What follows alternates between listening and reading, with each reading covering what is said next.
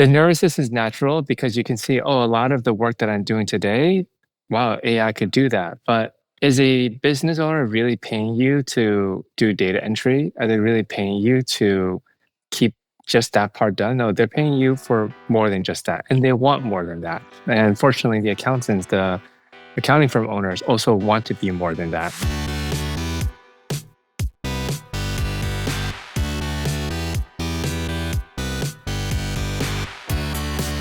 You're listening to The Successful Bookkeeper with your host, Michael Palmer. Listen each week as inspiring guests share their secrets of success to help you increase your confidence, work smarter, and build a business you love. This episode of The Successful Bookkeeper is brought to you by PureBookkeeping.com, the proven system to grow your bookkeeping business.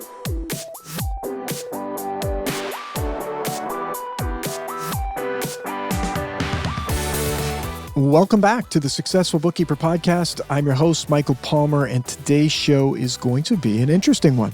Our guest is a co-founder and CEO of Truewind, an AI-powered accounting platform. Alex Lee, welcome to the podcast. Michael, it's great to be here. Thanks for having us. It's great to have you as well. And I'm sure our listener is on the edge of their seat right now because anything AI right now, powered, is top of mind, lots in the news. But before we get into all of that, maybe tell us a little bit about you, your career, how you ended up doing what you're doing today. A little bit unorthodox how I got here. People are always surprised to hear that I was an aerospace engineer in my prior life. That part of my life actually made sense because my dad worked in the satellite and rocket industry. I went to my first rocket launch when I was, I think, 5 or 6 years old. And as fate would have it, studied aerospace at USC, worked at Boeing as my first job. I worked on the 777X aircraft. So that's the Trans-Pacific aircraft between, well, any long-haul flights. Had a blast there. Did aerodynamics, helped design the whole thing when it was a paper airplane. Then took a different turn in my career, went to business school, got my MBA, spent some time in venture capital, investing in early stage startups. And that's really what my life is all about. I realized at that point is staying at the frontier of technology, whatever that meant, on the frontier of innovation. And so I left venture capital, started building startups. This is my second one. My first one was a financial planning and analysis company. And this one continued to build in the CFO space and building for accountants now. So I've been running the honor of leading Truewind for the past 3.5 years. We launched this company just the same month, actually, incorporated the same month as the launch of ChatGPT. So that's the TLDR on the career. And outside of work, I like skiing, I like basketball, and currently watching World Cup. Of course. Lovely. Well, what a career. I love the connection to innovation and staying on the cutting edge of technology. Now, you've said that the future of accounting isn't about AI, it's about you. Tell us what you mean by that. Go a little deeper into what this future looks like for our listener.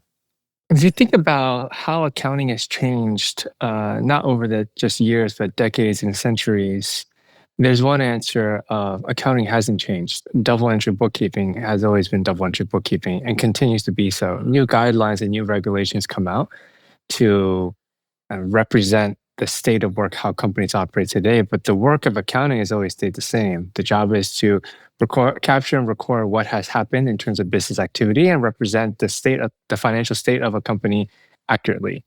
The way of how we do it might evolve a bit. I'm guessing at some point we were carving debits and credits in limestone and eventually started writing it on paper, on pieces of parchment, paper, file cabinets, and then databases, cloud, and now AI. So I see AI as the next iteration of technology that may shape how accountants are doing the work, but ultimately the work of the accountants is the same.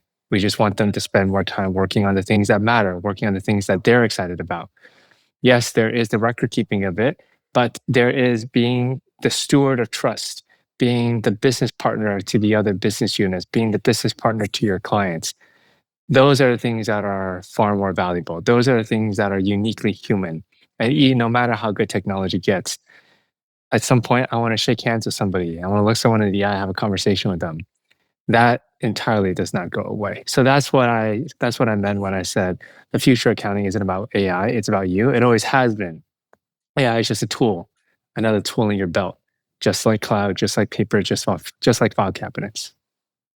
It's really interesting, and I think that's, people would probably, if we jump back into the time machine 5-10 years ago, people would say, oh, if only I had more time to spend with my clients.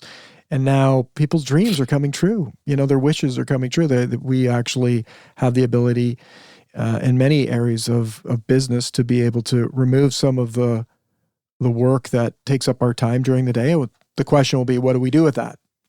Maybe try to do more work, or, the ones that actually try to have more handshakes and, like you say, get in front of people and have conversations with people, probably be the people who win in this new world. But it's exciting times. I think there's also this fear of AI, and I think many bookkeepers are experimenting with AI. I mean, everybody's perhaps dipping their toe in that pool, but there's also that piece of the fear of like, oh, geez, is this going to replace me, from the perspective of like, does an accountant even need to use or be involved in the business? What if an entrepreneur just decides, well, I'll just use an AI accountant? What do you say about that? Like, I'm sure that's had to have come up before as a question, but it gets right to the fear. And do you think that will be possible at some point? There's a part of me that thinks, in theory it could, right? In theory, you can have AI handle a lot of the accounting, but then I also think, how is that so different from a business owner using a spreadsheet to track their own accounting today? Maybe that's the analogy here. When spreadsheets first came out, we thought, oh, all these jobs are going to go away. And fast forward 10, 20, 30 years, a lot of the jobs are still here. In fact, it's grown a lot of jobs. But there's certain tasks go away, like where there's certain clients that just wanted to do their bookkeeping by themselves with like a 5-line chart of account, and that's it. Yes, that did happen. There are many small business owners who are like, oh, it's okay, I'm just going to take care of this myself because I just want to track cash in and cash out. And as AI continues to get better, will there be certain companies that just say, I'm just going to do this myself. I'm willing to set aside 10, 20% of my day and just take care of the accounting myself? Yes, that could certainly be the case if they're willing to put the time to do all of it. But as accountants, it actually puts you in a very unique position to elevate yourself in terms of your AI skills and demonstrate to businesses, I know how to use this tool exceptionally well. I know how to use this tool for you to extract the most in your business. So let me show you, let me help you do that. The nervousness is natural because you can see, oh, a lot of the work that I'm doing today, wow, AI could do that. But is a business owner really paying you to do data entry? Are they really paying you to keep just that part done? No, they're paying you for more than just that. And they want more than that. And fortunately, the accountants, the accounting firm owners also want to be more than that. So what I always try to preach is see it as an opportunity. See it as we're lucky to be alive during this next paradigm shift in technology where it's going to reshape a lot of the world. And all of us have a chance in making that happen. We all get a chance in playing in the reshaping of what the future paradigm looks like.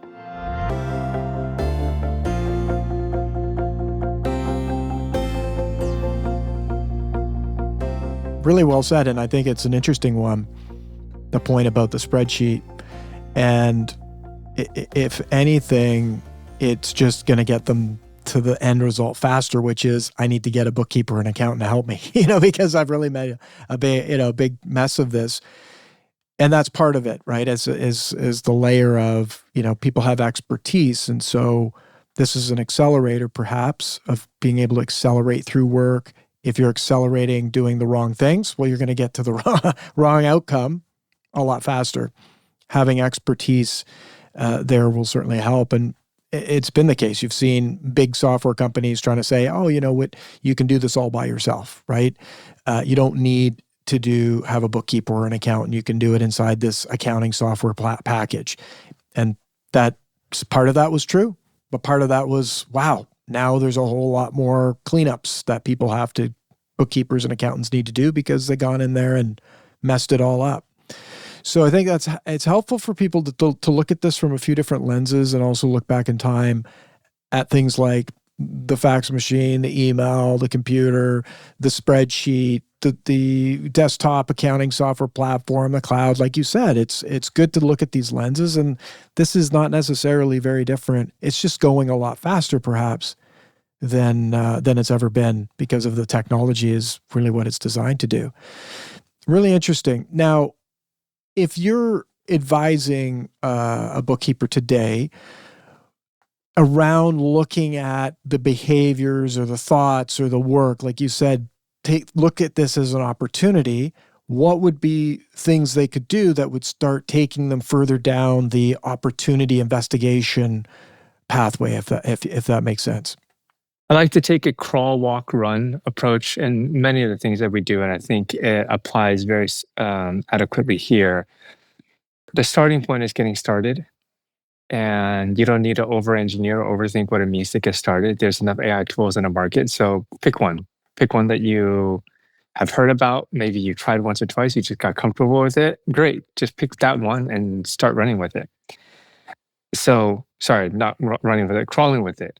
See how you can use it to draft an email to a client, or draft a performance review for an employee, or plan your grocery list for the week, or plan that trip that you're about to go on. All these basic things that you can do in your day-to-day, see if you can do them with AI. And hopefully, and I expect you'll be impressed as to how well it does. Okay, now it's time to take the next step. What does it look like to walk? Agents are all the rave nowadays. Agents are very unique in what it can do. And that's a whole 10-minute session. So I'm not going to go down that path, Michael, unless you ask me the question and invite me to go down that path. But the walking would be start connecting other tools to your agent. Like give it access to your Microsoft Teams or your Slack account. Give it access to your email. Give it access to your call recordings. Accounting firms are all recording their calls nowadays. Give it access to these things, and then ask the agent questions and do certain things. An example of that in our world, we're talking to a firm, we get to know them very well over the course of several weeks, having many conversations. Now it's time to put together a proposal. Well, there was a lot covered in those calls, and we've taken notes on it, but AI is better at that. So rather than me having to go through my notes one by one and find out what were the key things that we want to address, now I've connected my AI to my calls, to my emails and everything. I can ask the AI, review the calls with this prospect and summarize what are the key pain points and help me draft the proposal around that. Right? That's very powerful. So that's what walking looks like. Running is then taking all of that and having it run most of the day to day. How much of it could it run your life? How much of it could it run your business and the work that you're doing? That's how I think about a crawl, walk, run. Just get started. Over time, get more sophisticated, and then over time, let it be the primary operating system for you. It's very good, very interesting, and exciting for those that are at any stage. There's just an opportunity to keep moving, keep experimenting, and learning what it can do for you. You've worked with lots of people. You've been doing this for a while. Were there things or surprises around the adoption rate compared to when you first got started to now? Has it changed much? What's the landscape? Are people just evaluating this in the market, or is it like, this is top priority, how are we going to leverage this? I'd love to know what that looks like. There's this concept of crossing the chasm. Like if you think about a bell curve, right? There's your innovators who pick up things very early. There's the early adopters, and that's this chasm that you're trying to cross in building new technology. There's the late adopters, and then there's the laggards.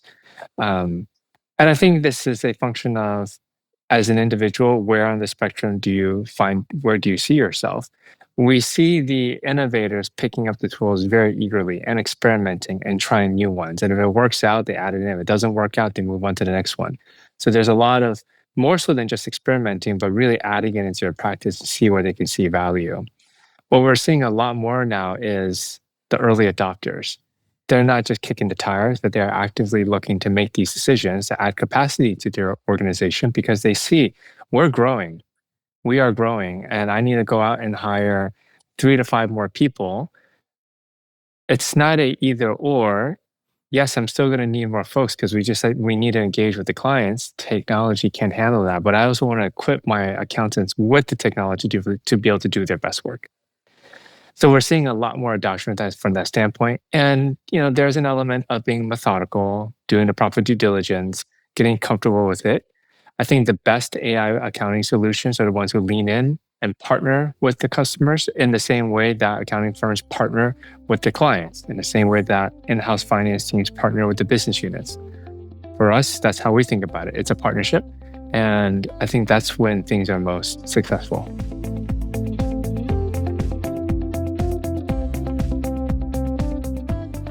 The other thing that comes up a lot is, and I would imagine this would impact that bell curve as well, is that there's this, in this industry, privacy, security, many people would look at AI and wonder, okay, how much of this data are we giving up to the model, or are we exposing? What if we make a mistake? What if we expose something that we shouldn't expose?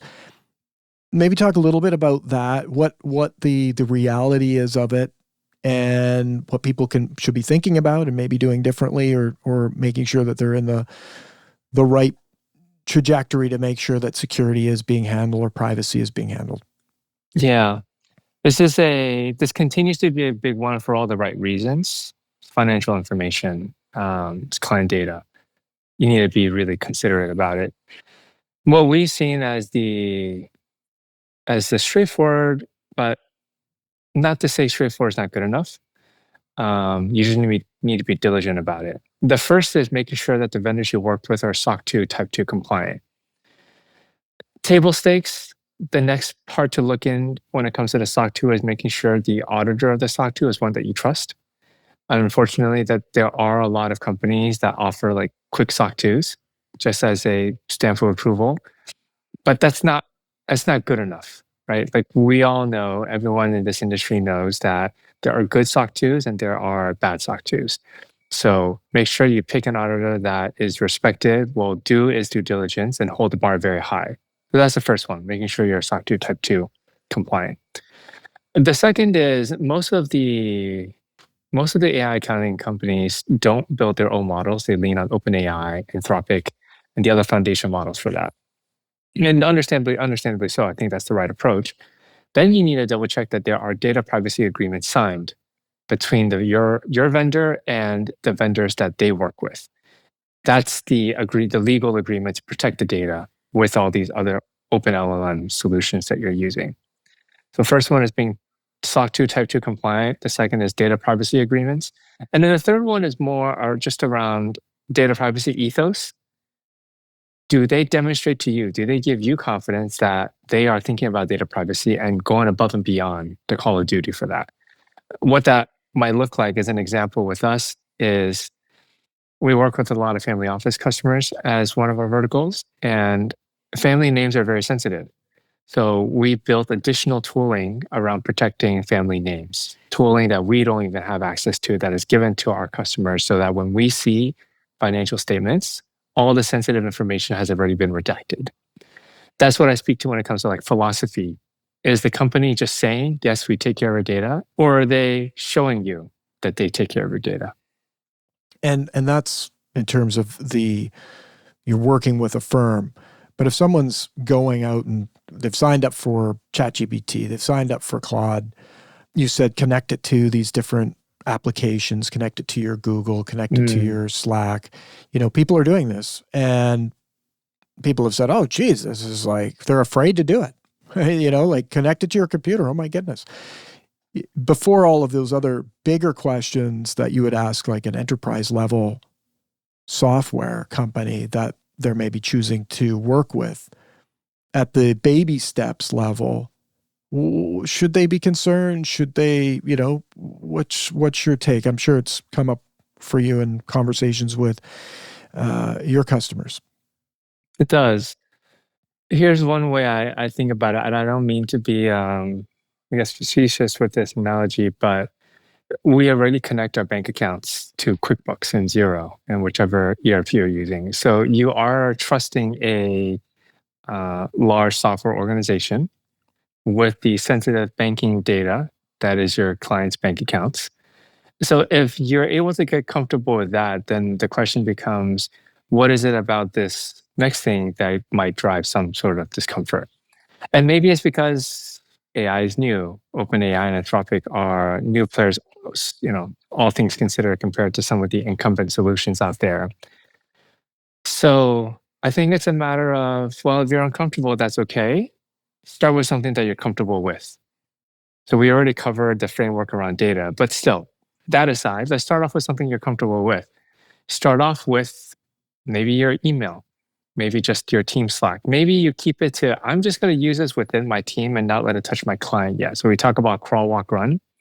Maybe you just start with, within my team of 3 to 10 people, we're going to set up our Slack or our Teams and our Google Drive or SharePoint to our Cloud instance. Great. Now I want us internally to collaborate with these tools, see how much efficiency it drives.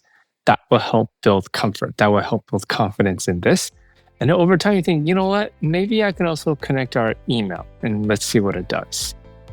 Okay, and then over time, we're connecting more and more. And that's how you kind of build comfort with that.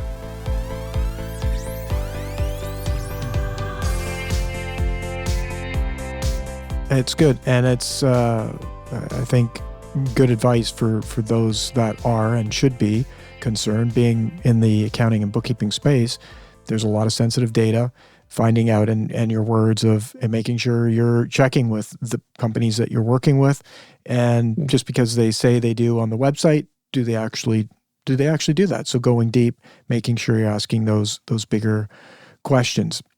So love to take your look at where you see maybe a window into the vision that you have for the world and for accounting.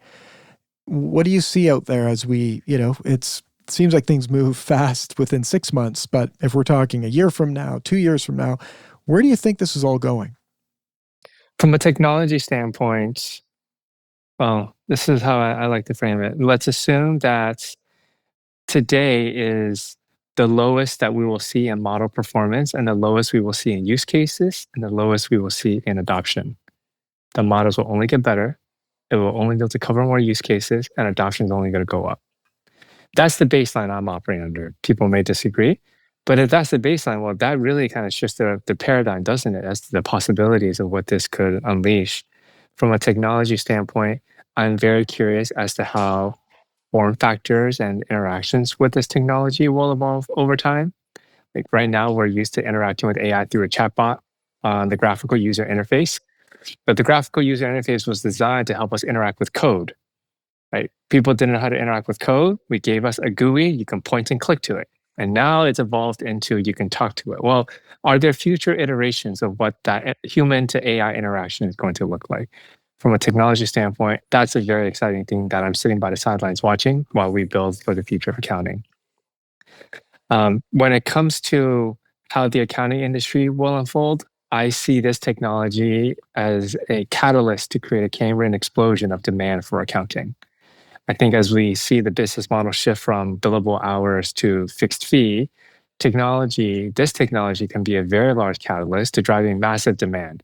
More companies, more clients coming in saying, we need more for our accountants because now we can. Accountants can get more done with less, driving an influx of demand for what accounting firms can provide. So from a technology and market lens, those are what get me excited to what can happen in the next 1, 2, 3, 5, 10 years. Yeah, really cool. And exciting. Like you said, it's kind of we're at the baseline, and the baseline is pretty awesome. Like there's a lot of cool things it's already doing, helping. And it's an ecosystem that we work in. It's not just us. It's our customers and our families and the people that work for us or work with us, our partners and their lives and our community. And if you think we're just, often just talking about bookkeeping, accounting, what happens around that industry, but there's people involved in all these things. So what can happen for the environment, for, communities, for healthcare, it's all going to be exponentially improving. You put this great technology in the hands of great people and people with the heart in the right place, some amazing things can happen all over the place. So it's kind of an interesting time to be alive, I think, and an exciting time, and also an exciting time to be in this industry, which is really refreshing to hear your take on where you see it going as well. Thanks, Michael. I couldn't agree more. What's great to see across the accounting profession is it's more than receptiveness. There's excitement. The tools the AI that we've been promised since 1997 when JavaScript was first created with rules-based software.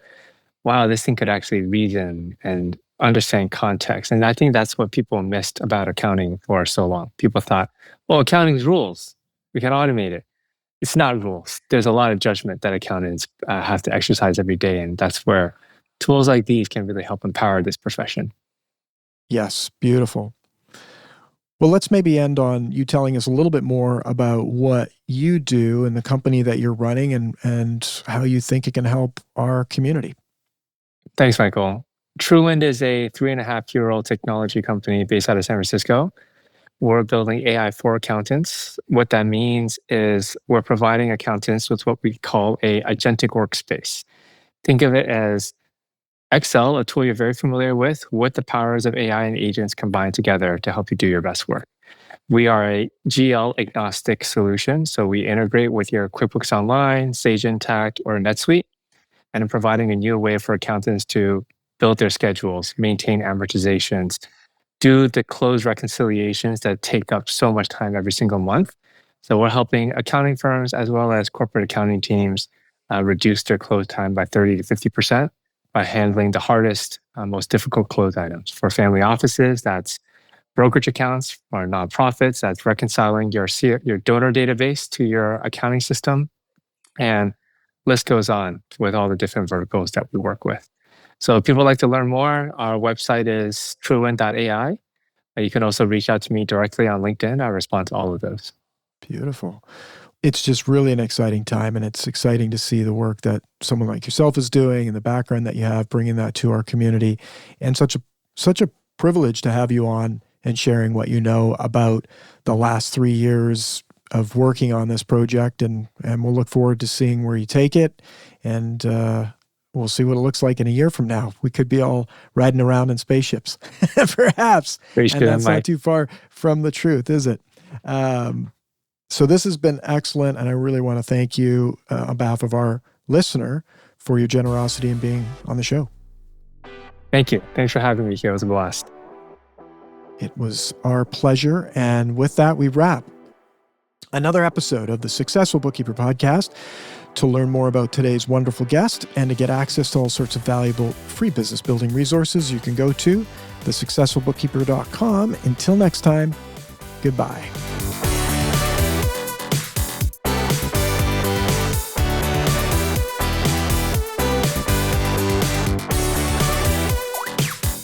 You've been listening to The Successful Bookkeeper with Michael Palmer. For more information and to download the resources mentioned in this episode, please visit us at thesuccessfulbookkeeper.com. Thank you for listening.